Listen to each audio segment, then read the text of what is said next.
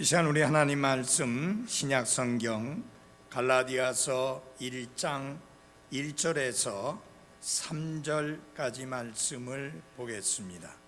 신약 성경 갈라디아서 1장 1절에서 3절입니다.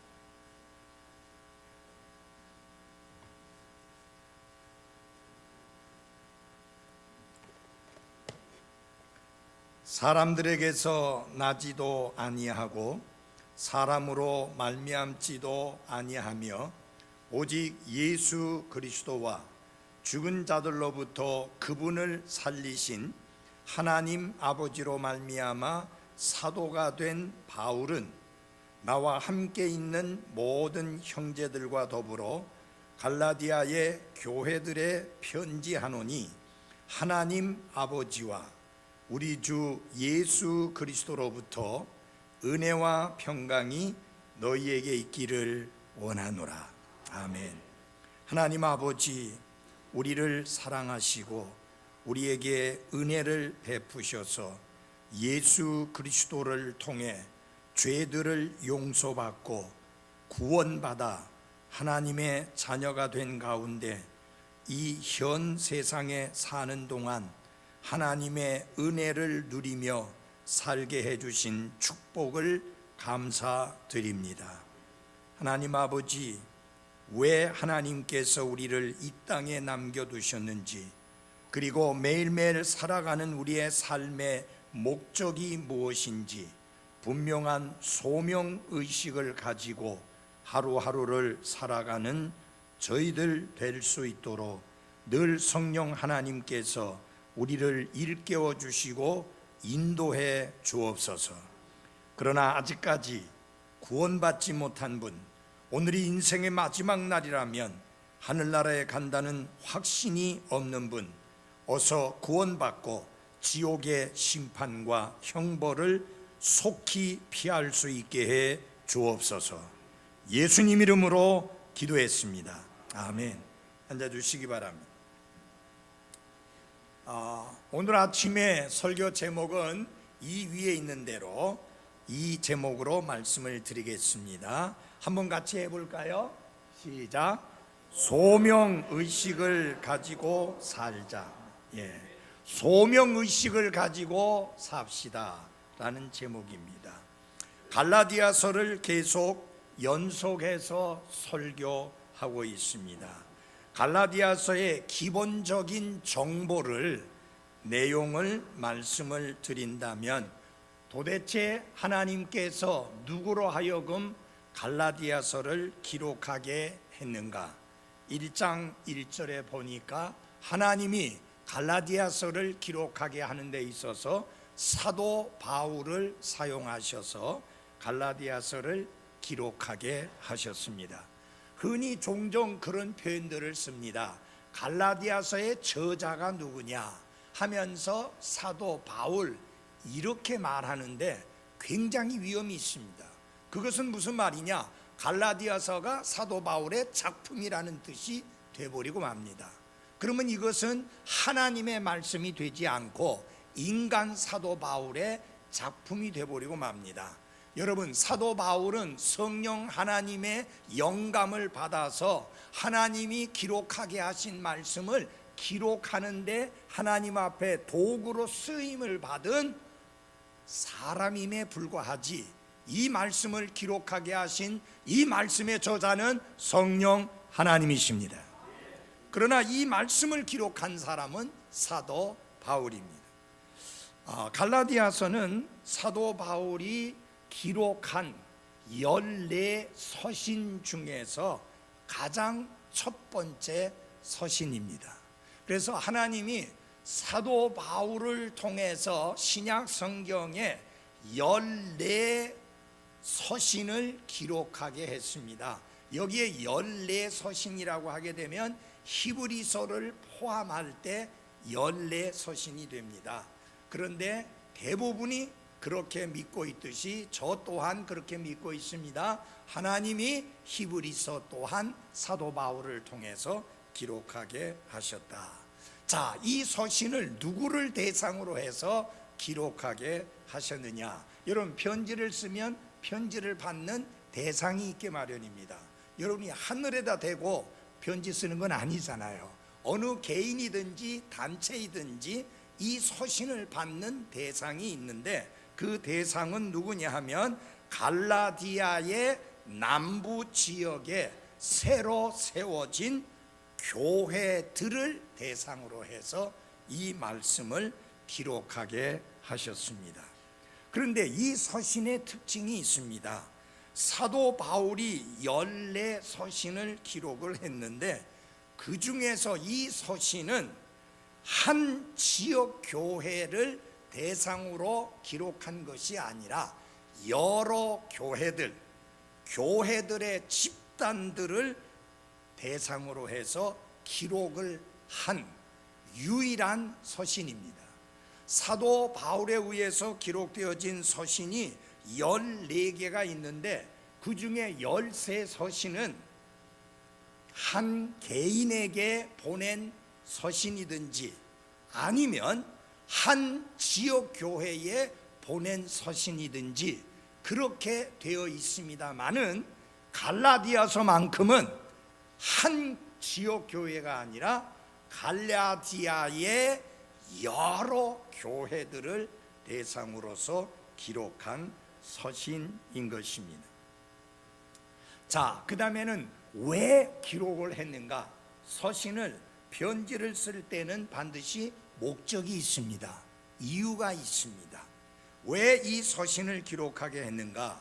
사도 바울이 갈라디아의 남부 지역을 다니면서 복음을 선포하고 거기에서 구원받은 사람들에게 침례를 베풀고 그들로 교회를 세웠습니다. 그래서 여러 교회들이 세워지게 되어졌는데, 사도 바울이 떠나고 난 다음에 이 교회들이 처음에는 안정적으로 잘 성장하고 있었는데, 거짓 교사들이 이 교회들에 침투해 들어와 가지고 혼란을 만들었습니다.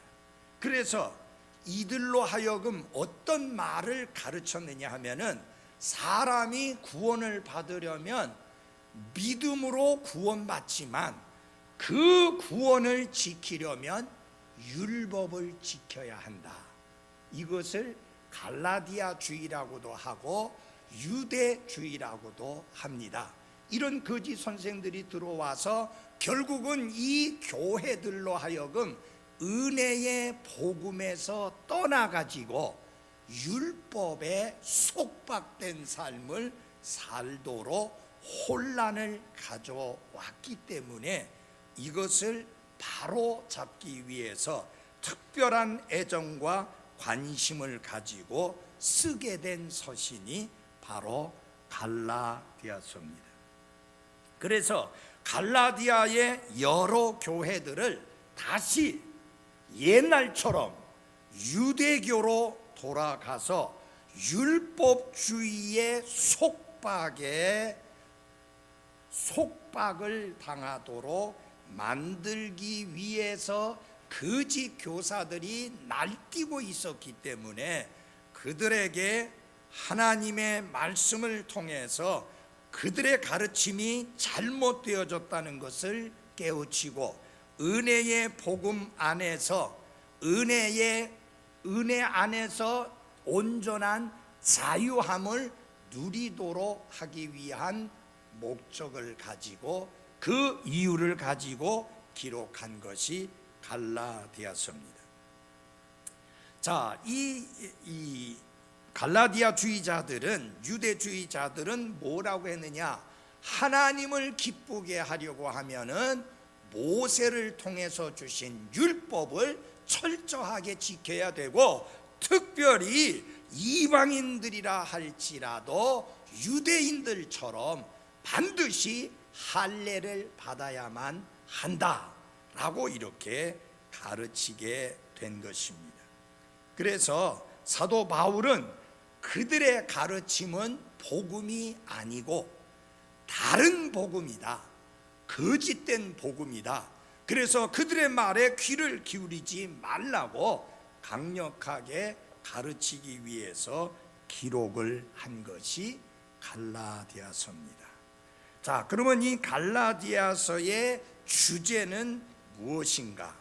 갈라디아서의 주제는 한마디로 말해서 사람이 생명을 얻는 길도 하나님의 은혜로 되는 것이고, 또한 하나님의 은혜로 구원받은 사람이 이 땅에서 삶을 살아가는 데 있어서도 역시 율법을 지켜서가 아니라 하나님의 은혜로 살아간다. 그것이 갈라디아서의 중심 주제입니다. 그래서 갈라디아서를 통해서 강력하게 말씀하고 있는 내용이 은혜와 복음입니다. 다 같이 해봅시다. 은혜와 복음. 그래서 사도 바울은 그가 처음에 선포했던 순수한 복음, 단순한 복음을 계속해서 강조하고 있는 것을 볼 수 있습니다. 그래서 우리의 행위가 아닌 하나님의 은혜로 구원받았을 뿐만 아니라 매일매일 살아가는 그리스도인의 생활 자체도 율법을 지켜서 되는 게 아니라 하나님의 은혜로 살아간다. 그래서 은혜를 대처하는 은혜다라고 하는 것을 강조하는 것입니다. 그래서 사도 바울은 갈라디아의 교회들에게 내가 처음에 선포한 복음을 굳게 붙들고 하나님의 은혜 안에서 참된 자유를 누리며 기쁨의 생활을 살라고 권면을 하고 있습니다. 그래서 이 서신의 무엇보다도 중요한 메시지, 무엇보다도 중요한 말씀은 무엇이냐? 되돌아가지 말라라고 하는 것입니다. 어디로? 율법주의로 되돌아가지 말라는 것이 이 말씀의 핵심적인 말씀이기도 합니다. 자, 그래서 갈라디아서를 통해서 사도 바울이 강조하고 말씀하는 내용들이 다양하게 있는데 제가 이 말씀을 하나하나 풀어서 말씀을 드리고자 합니다. 자, 그래서 이 사도 바울이 갈라디아서를 통해서 말씀하고 있는 것은 무엇이냐? 성경이 요구하는 삶은 율법을 지키거나 할례를 받거나 그렇게 해서 율법주의의 속박에 매이는 것이 아니라 그리스도 안에서 주신 자유를 온전히 누리는 삶이다 하는 것이 사도 바울을 통해서 하나님이 가르쳐 주신 참된 말씀입니다. 우리 그 말씀을 잠깐 보겠습니다. 5장 1절을 한번 같이 보겠습니다. 5장 1절입니다.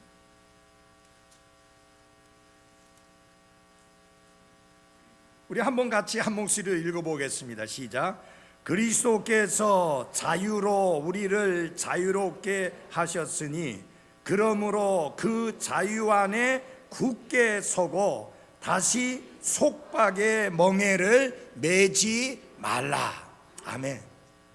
그리스도께서 우리에게 자유를 주셨습니다. 아들이 너희를 자유케 하면 너희가 참으로 자유하리라고 분명하게 말씀을 하셨습니다. 그러므로 성경이 요구하는 삶은, 하나님이 요구하는 삶은 그리스도 안에 있는 자유를 온전히 누리며 살아가는 삶이라는 사실을 우리는 명심해야 될 필요가 있습니다. 어떤 경우이든지 율법의 속박이든지 아니면 죄의 속박이든지 속박된 삶을 살아가는 것은 하나님이 기뻐 받으시는 삶이 아니요 성경이 요구하는 삶이 아닙니다. 특별히 1절로부터 3절 말씀을 통해서 우리가 이 땅 위에서 삶을 살아가게 될 때 어떻게 살아야 되느냐? 소명의식을 가지고 살아가야 한다라는 것을 말씀합니다. 자, 우리 1장 1절을 이제 1장으로 돌아가서 1장 1절을 한번 같이 읽어보겠습니다. 한번 보겠습니다. 사람들에게서 나지도 아니하고 사람으로 말미암지도 아니하며 오직 예수 그리스도와 죽은 자들로부터 그분을 살리신 하나님 아버지로 말미암아 사도가 된 바울은, 이 말씀에서 핵심적으로 사도 바울이 말하고자 하는 것은 뭐냐? 나는 부름받은 사람이다. 누구의 부름을 받은 사람이냐? 주 예수 그리스도와 아버지 하나님으로부터 부름받은 사람이다. 이 부름받았다는 말을 한자로 표현하면 소명받았다라고 말씀을 합니다. 그래서 사도 바울은 자신이 어떤 사람이냐, 그가 은혜의 복음을 강조하고 은혜의 복음을 철저하게 가르치기 위해서 먼저 자기 자신이 어떤 신분의 사람이냐라는 것을 밝힐 필요가 있었습니다. 왜냐하면 여러분 잘 들어보십시오. 여러분이 제가 하나님의 말씀을 전할 때 잘 받을 수 있는 비결 중에 하나가, 먼저 저 자신을 받아들일 때 여러분은 제가 전하는 말씀을 잘 받아들일 수가 있습니다. 만약 여러분이 저 자신을 받아들이지 않는다면 제가 전하는 말씀을 받아들이지 않게 됩니다. 그래서 사도 바울은 갈라디아의 교회들이 그가 전하는 말씀을 잘 받아들이기 위해서 먼저 자기 자신이 어떤 신분의 사람이냐라는 것을 밝히고 있는데, 그는 한마디로 이렇게 말합니다. 사도된 바울이다. 사도가 되었다는 말은 부름을 받았다는 뜻입니다. 그래서 나는 어떤 사람이냐? 부름을 받은 사람이다. 그러면 누구의 부르심을 받았느냐? 하나님 아버지와 주 예수 그리스도의 부르심을 받았다. 이렇게 자신을 밝히고 있는 것입니다. 그러므로 사도 바울이 갈라디아의 여러 교회들에게 선포한 그 말씀은 진리요, 내가 여러분들에게 선포한 그 복음은 은혜의 복음이고, 내가 전하는 그 선포한 말씀은 나뿐만 아니라 함께 사도들 된 분들도 같이 가르치는 진리의 말씀이다 라고 하는 것을 밝히고 있는 것입니다. 그래서 여기 사도 바울은 이 말씀을 통해서 두 가지를 주장하고 있습니다. 1장 1절을 통해서, 첫째, 나는 예수 그리스도의 사도다. 나는 주 예수 그리스도로부터 소명받은 사람이다. 나는 아버지 하나님으로부터 부르심을 받은 사람이다 라고 하는 것을 강조하고 있습니다. 사도라고 하는 말은 간단히 말해서 이런 뜻입니다. 사명을 띠고 보냄을 받은 사람, 그런 뜻을 갖고 있습니다. 여러분 잘 보십시오. 누가 그를 불렀습니까? 아버지 하나님과 주 예수 그리스도라고 밝힙니다. 무슨 사명을 가지고 있습니까? 예수 그리스도의 구원의 은혜의 복음을 증언하도록 부름받은 사람입니다. 그래서 여기 사도 바울은 자기 자신을 가리켜서 갈라디아 교회들에게 분명하게 밝힙니다. 사도가 된 바울이다 라고 말씀을 하고 있습니다.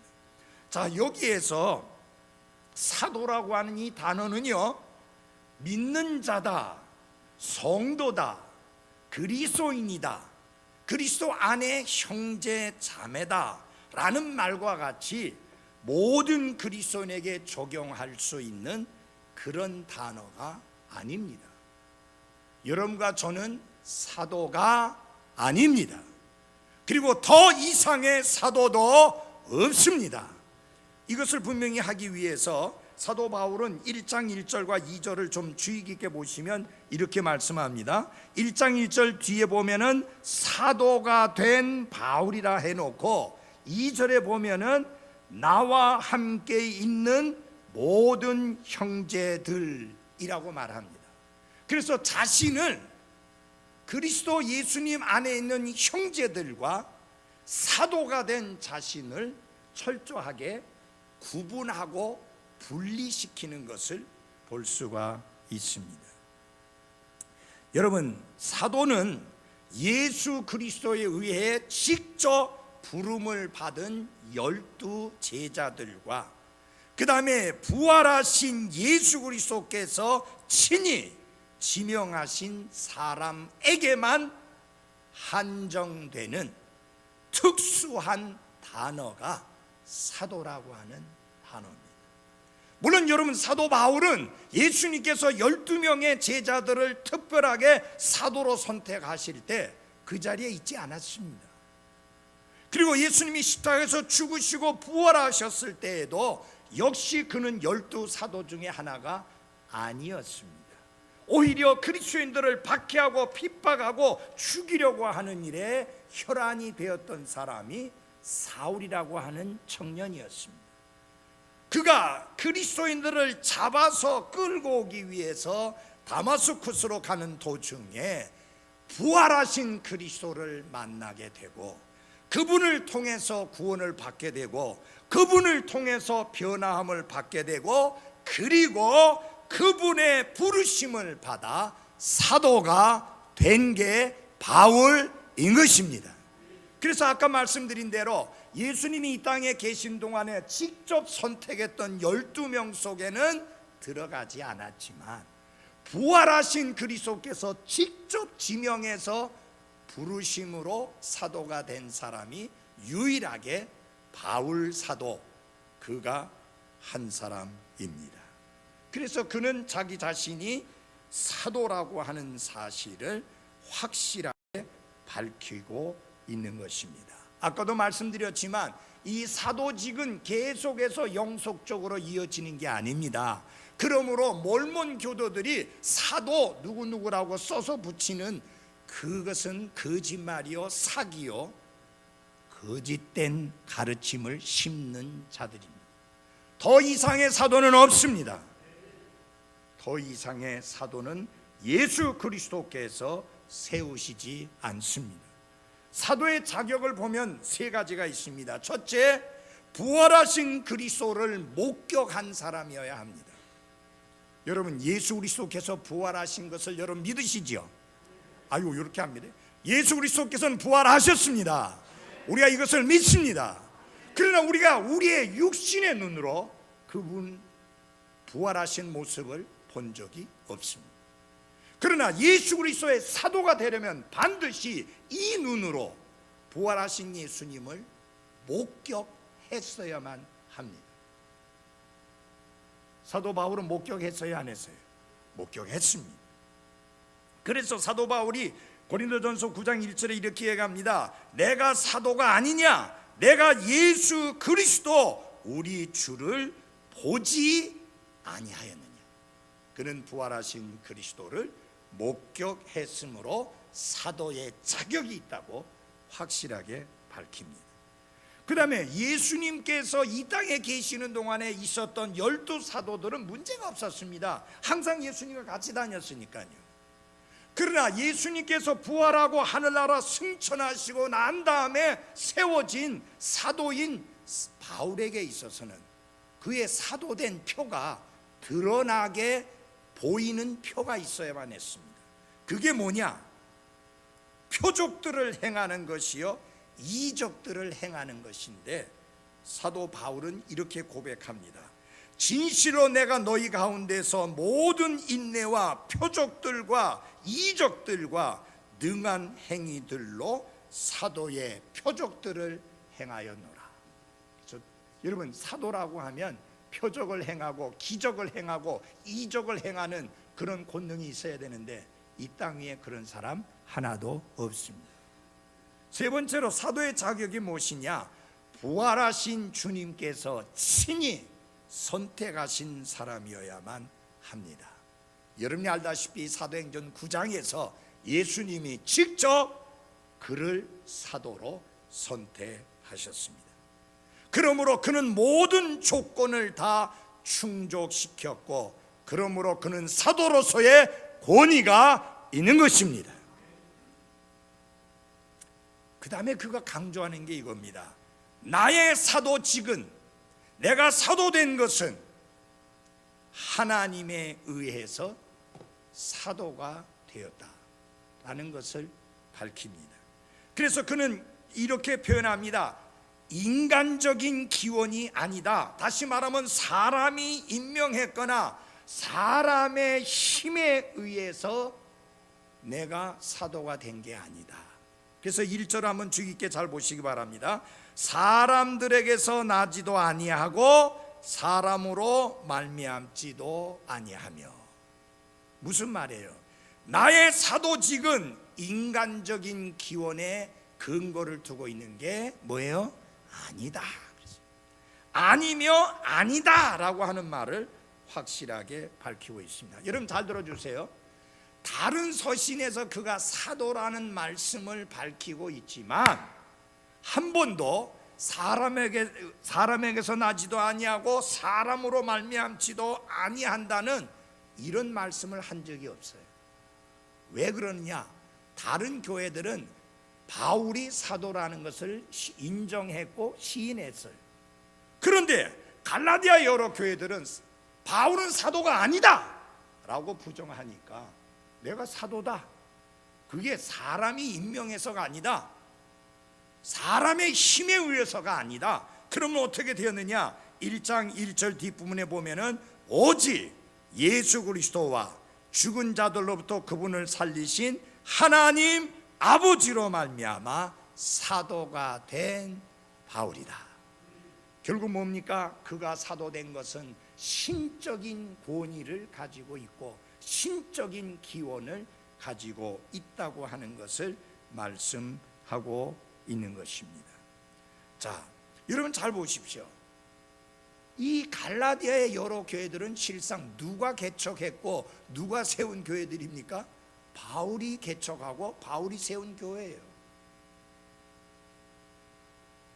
그런데 거기에 거짓 선생들이 들어와서 바울은 사도가 아니다 라고 하니까 홀라당 넘어가 가지고 바울 보고 당신은 사도가 아니다, 그러므로 당신이 우리에게 전해준 복음은 참된 복음이 아니고 거짓 복음이다, 이렇게 돼버린 거예요. 여러분 얼마나 사도 바울의 마음이 상하고 아팠겠는가라는 사실을 생각해 보시기 바랍니다. 사도 바울도요, 자기가 사도가 된 것에 대해서 너무너무 나는 자격이 없는 사람인데 하나님께서 나를 사도로 세우셨다는 사실에 대하여 감탄해하고 있습니다. 뭐라고 말을 했느냐면 내가 하나님의 교회를 핍박하였으므로 사도라 불리기에 합당치 못하되, 그는 알고 있습니다. 자기가 사도가 되기에 합당치 못하다. 그런데 하나님의 은혜로 내가 지금의 내가 되었다. 이 무슨 말이에요? 하나님이 부르셨다. 주 예수 그리스도께서 부르시고 사도로 세우셨다 라는 뜻입니다. 사랑하는 여러분, 뒤에서 잘 들어주십시오. 사도 바울이라는 말을 할 때 그는 하나님의 부르심을 받은 자라는 의미입니다. 비록 지금은 더 이상 사도가 계속되고 있지 않습니다만은 지금도 하나님은 사람을 부르십니다. 선교를 위하여 선교사가 되도록 부르십니다. 목회를 위하여 목사가 되도록 부르십니다. 종종 교회에서 안수식을 행하지만 그가 안수를 받는 그 순간에 하나님의 부르심을 받는 게 아니라 이미 하나님의 부르심을 받았고, 그래서 그동안 준비해서 하나님의 사역을 위하여 훈련받았고 입증되고 증명되어졌기 때문에 하나님의 사람들이 손을 얹어서 그와 동일시하면서 그가 가진 믿음이 우리의 믿음과 같으며 그가 가진 소명이 우리가 가진 소명과 같으며 그가 하나님의 부르심을 받았고 그 길을 갈 사람이라는 사실을 인정하고 그리고 시인하는 의미에서 손을 얹어 안수를 하는 거예요. 그러나 안수하는 순간에 부름을 받는 게 아니라 이미 부름을 받은 사람에게 하나님이 부름 받은 사람이라는 사실을 지켜보면서 동일시하는 게 안수식입니다. 그렇기 때문에 여러분 성경에 함부로 안수하지 말라라는 말씀이 지켜보고 반드시 입증되어져야만 합니다. 자, 그런데 우리가 사도로 부름을 받는 것도 아니고, 여러분이 목사로 부름을 받은 것도 아니고, 그리고 선교사로 부름을 받은 것 아니기 때문에 그럼 나는 부름받은 사람이 아니다 라고 생각지 마십시오. 모든 구원받은 사람은 하나님의 영광을 위하여 자신의 삶을 거룩하게 구별되이 살도록 하나님의 주 예수 그리스도의 부르심을 받은 사람들이라는 사실을 잊지 마시기를 바랍니다. 그것을 소명의식이라 합니다. 다 같이 한번 합시다. 소명의식. 이 세상을 살아가는 삶의 유형을 나눠보면 세 가지로 나눌 수 있습니다. 하나는 흘러가듯이 살아가는 삶입니다. 그저 하루하루를 무의미하게 살아가는 사람들입니다. 내가 왜 태어났는지, 내가 어디에서 왔는지, 앞으로 내가 어디로 갈 것인지, 지금 내 삶의 의미가 무엇인지 전혀 모른 채 사는 그런 삶이 있습니다. 그저 바람 부는 대로 물결 치는 대로 흘러갈 뿐인 그런 삶을 사는 사람들이 있습니다. 두 번째로는 쫓기는 삶을 사는 사람들이 있습니다. 이런 사람들은 굉장히 열심히 살고 바쁘게 삽니다. 하루 24시간을 얼마나 알차게 쓰는지 모릅니다. 그러나 이런 사람의 문제점이 무엇이냐? 늘 일에 쫓기는 노예로 산다고 하는 것입니다. 이 세상을 다스리며 능동적으로 사는 게 아니라 돈과 명예와 성공과 출세의 노예가 되어서 항상 바쁘게 하루하루를 살아가는데, 현대인들에게 가장 많이 나타나는 모습이 바로 이 모습입니다. 여러분이 지난 한 주간의 삶을 돌아보시기 바랍니다. 정신없이 바쁘게 살아온 삶이었습니까? 그렇다면 여러분의 삶은 쫓기는 삶을 산 것입니다. 성경이 우리에게 요구하는 삶은 그런 삶이 아닙니다. 성경이 우리에게 요구하는 삶은 무엇이냐? 부름받은 삶을 살아가는 것입니다. 이런 삶을 사는 사람은 인생의 분명한 목표를 가지고 살며 그 목표가 뚜렷하고 확실합니다. 왜? 하나님이 부르신 소명, 의식 때문인 것입니다. 하나님이 왜 나를 이 땅에 보내셨을까? 하나님이 왜 나를 이 자리에 남겨놓으셨을까? 하나님께서 나로 하여금 하루하루를 살게 하신 이유가 무엇일까? 하나님의 소명과 하나님의 목적을 분명히 알고 살아가는 삶을 사는 사람이 바로 부름받은 삶을 사는 사람들입니다. 이런 사람의 특징이 있는데 그게 무엇이냐? 우선순위가 뚜렷합니다. 그는 무엇을 먼저 해야 할지를 분명하게 알고 거기에 일치하는 삶을 삽니다. 성경은 말씀합니다. 너희는 첫째로 하나님의 왕국과 하나님의 의를 구하라. 이게 바로 부름받은 소명의식을 가지고 사는 삶입니다. 잘 들어주시기 바랍니다. 여러분, 하나님이 허락하시지 않으면 단 하루도 살 수 없는 게 우리의 인생인 것을 인정하십니까? 내가 아무리 많은 계획을 세우고 내가 아무리 많은 목표를 세우고 내가 아무리 애를 써도 하나님이 오늘 내 생명을 취하시면 우리가 준비하고 우리가 계획하고 우리가 소원하고 우리가 목표한 그 모든 것들은 아무것도 아닙니다. 하나님이 분명히 말씀하지 않습니까? 오늘 내가 내 생명을 취하면 내가 준비한 이 모든 것이 누구 것이 되겠느냐? 이 말은 계획 없이 살라는 말이 아닙니다. 목표 없이 살라는 말이 아닙니다. 그러나 그 계획과 그 목표는 반드시 하나님의 부름받은 소명의식을 가진 가운데 살아가는 가운데 생긴 계획이요 목표여야만 하는 것입니다.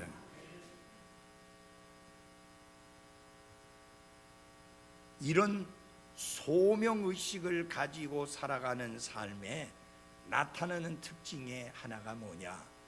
은혜와 평강을 누리는 삶을 살아가게 된다고 하는 사실입니다. 우리 한번 같이 보겠습니다. 3절을 같이 읽겠습니다. 3절 같이 큰 소리 읽겠습니다. 시작. 하나님 아버지와 우리 주 예수 그리스도로부터 은혜와 평강이 너희에게 있기를 원하노라. 아멘. 여러분, 은혜라고 하는 것을 먼저 생각을 해보겠습니다. 은혜는 하나님이 거저 값없이 베푸시는 사랑과 호의와 친절을 은혜라고 합니다.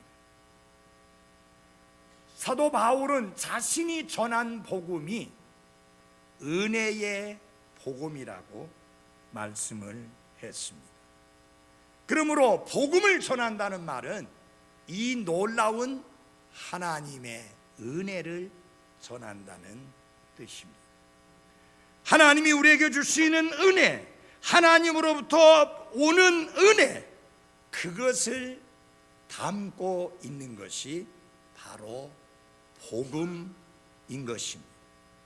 그래서 우리가 살고 있는 이 세상은 은혜가 아니라 자격과 조건이라는 틀 속에서 움직이고 있습니다.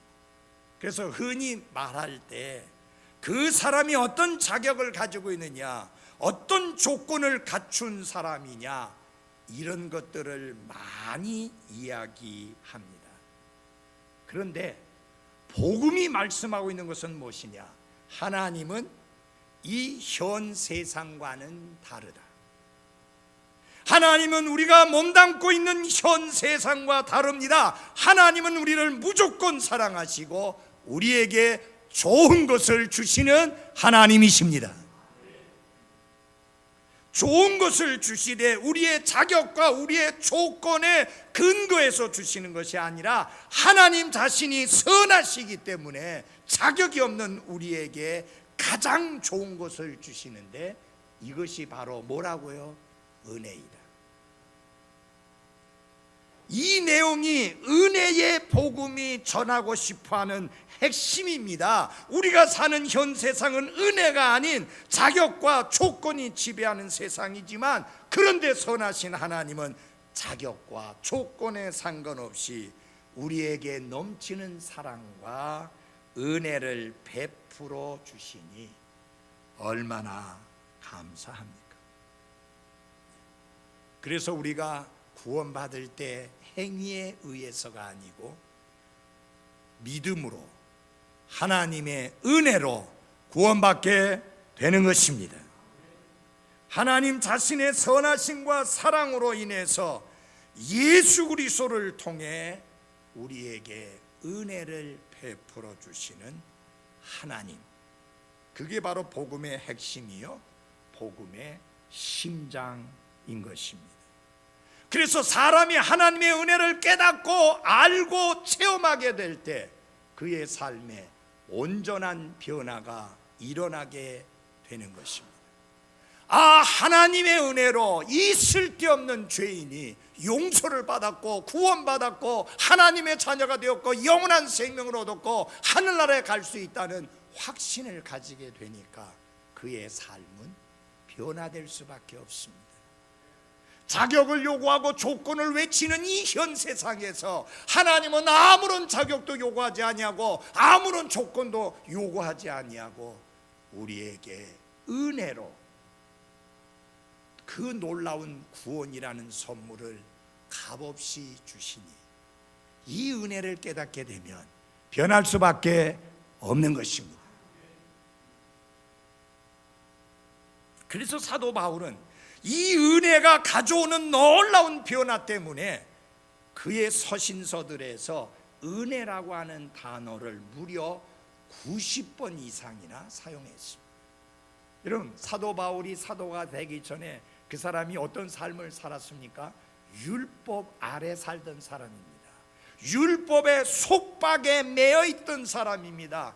하나님께 가려면, 죄들을 용서받으려면, 구원받으려면 반드시 모세를 통해서 주신 율법을 지켜야만 한다고, 이것을 전하지 아니하고 오직 예수 그리스도를 믿음으로 구원받는다는 복음을 전하는 사람들을 이단자들로 정죄하고 그들을 해치려고 펄펄 뛰던 사람이 바울입니다. 근데 그가 하나님의 은혜를 깨달았습니다. 하나님의 은혜를 경험했습니다. 그리고 나니까 완전히 변화되었어요. 그래서 이제 그가 하는 일이 뭡니까? 이 하나님의 은혜를 선포하는 예수 그리스도의 사도가 된 것입니다. 그래서 그는 복음을 말할 때 은혜의 복음이다. 누구의 은혜? 하나님의 은혜의 복음이다. 여러분, 하나님의 은혜가 아니었으면 우리 가운데 어느 누구도 구원받지 못했습니다. 하나님의 은혜가 아니면 우리 가운데 어느 누구도 하루하루 살아갈 수가 없습니다. 사도 바울이 고백한 대로 내가 지금 나 된 것은 하나님의 은혜로다. 지금 여러분과 제가 지금의 우리가 된 것은 전적으로 하나님의 은혜인 것을 잊지 마십시오. 그는 은혜만 말하는 것이 아니라 평강을 말하는데, 평강은 은혜의 열매입니다. 은혜의 열매가 평강입니다. 하나님의 은혜를 깨닫고 그 은혜를 받으면 은혜의 열매인 평강이 임하게 되는 것입니다. 하나님의 은혜를 통해서 거룩하신 하나님과 죄인된 인간이 화해하고 하나님의 자녀가 되어서 하나님과 우리와의 관계가 완전한 관계가 이루어지게 될 때에 우리가 누리는 축복이 뭐냐? 하나님의 평강인 것입니다. 그래서 은혜의 열매가 뭐라고요? 큰 소리로 뭐라고요? 평강이라. 은혜를 경험해야 평강이 임합니다. 평강은 항상 은혜에 뒤따라 오는 것입니다. 그리고 이 은혜는, 이 평강은 오직 하나님 아버지와 주 예수 그리스도로부터 오게 되어 있습니다. 자, 여러분이 먼저 경험해야 될 것은 하나님의 은혜입니다. 하나님의 원수인 죄인들을 예수 그리스도의 십자가의 보배로운 피를 통해서 그들의 죄들을 깨끗이 씻어주시고 용서해 주시고 구원해 주셔서 하나님의 자녀 삼아 주실 뿐만 아니라 영원한 생명을 주시어서 하늘나라를 상속 유업으로 물려받을 자로 세워주시는데, 이게 우리의 노력으로 얻는 것이 아니라, 우리의 행위로 얻는 것이 아니라 값없이 거저주시는 선물인 하나님의 은혜로 얻게 되는 것입니다. 그래서 이 은혜를 얻게 되면 우리 마음속에 뭐가 오느냐? 평강이 찾아오는 것입니다. 먼저는 은혜를 경험해야 됩니다. 그래야만 마음에 평안이 찾아오게 되는 것입니다. 자격과 조건이 지배하는 이 세상에서 하나님으로부터 오는 무조건적인 은혜가 아니면 그 누구도 평강을 소유할 수 없습니다. 사도 바울은 이야기를 합니다. 은혜는 주 예수 그리스도와 하나님 아버지로부터 온다. 내가 주는 것 아니고 다른 사람이 주는 것 아니고 주 예수 그리스도와 아버지 하나님으로부터 온다라고 분명히 말씀합니다. 여러분은 주 예수 그리스도와 아버지 하나님으로부터 오는 은혜와 평강을 맛보셨습니까? 만약 그렇지 못하다면 여러분과 하나님과의 관계는 잘못된 관계에 있습니다. 하나님과 먼저 화해하셔야 합니다. 자, 다른 사람과 싸워서 원수지간이 돼도 얼마나 살기가 억수로 불편하고 힘듭니까? 근데 하나님과 원수된 상태로 인생을 산다면 그것처럼 비극이 없습니다.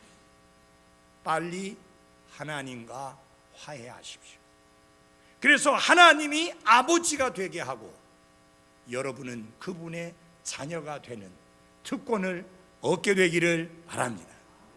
이 엄청난 특권이 우리의 노력으로 되는 것 아니고 우리의 행위로 되는 것 아니고 은혜로 값없이 거저주시는 선물인 것을 감사하십시오. 이게 어떻게 가능하느냐? 예수 그리스도의 십자가의 죽으심과 그의 부활 때문에 가능하게 된 것입니다. 그러므로 여러분이 먼저 알아야 될 것은 하나님 앞에서 내가 지금 어떤 상태에 있느냐? 하나님의 원수 상태에 있고 하나님의 진노를 받아 멸망당할 수밖에 없는 죄인의 상태에 있고 24시간 365일 하나님의 진노가 내 머리 위에 머물러 있는 삶을 살고 있고 언제 어느 때에 내가 이 땅의 삶이 마감될지 모르지만 이 땅의 삶을 떠나면 영원한 지옥 불 호수에 던져지게 될 운명에 처해 있다는 사실을 먼저 깨달아야 합니다. 그리고 빨리 죄인임을 회개하고 예수 그리스도를 구원자로 받아들여야만 합니다. 오늘날의 반쪽짜리 복음들이 많은 사람들에게 전해지고 있습니다. Just believe. 그저 믿기만 하라. 믿기만 하면 구원받는다. 아니요. 회개 없이 구원받을 수 없습니다. 하나님을 향한 회개와 우리 주 예수 그리스도를 향한 믿음, 회개와 믿음이 함께 해야 됩니다.